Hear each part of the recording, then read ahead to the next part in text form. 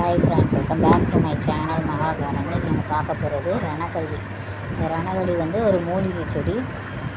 இந்த ரணகள்ளி வந்து கிட்னி ஸ்டோனுக்கு வந்து ரொம்ப நல்லா கேட்கும். இந்த ஒரு இலையை எடுத்து அவிச்சு குடித்தோம்னா சிறுநீரக கல் இருந்தால் கரைஞ்சி போயிடும். இது வந்து ரொம்ப நல்ல மூலிகை செடி.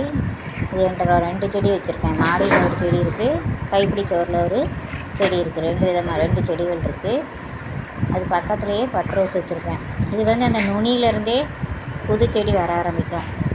அதே எடுத்து நம்ம வேரோடு தான் இருக்கும். அந்த வேரை எடுத்து வைக்கலாம், தனியாக எடுத்து. அடியிலேருந்து கிளச்சி வரும். இந்த மண்ணுக்கு அடியிலேருந்து புது செடிகள் நிறைய வரும்.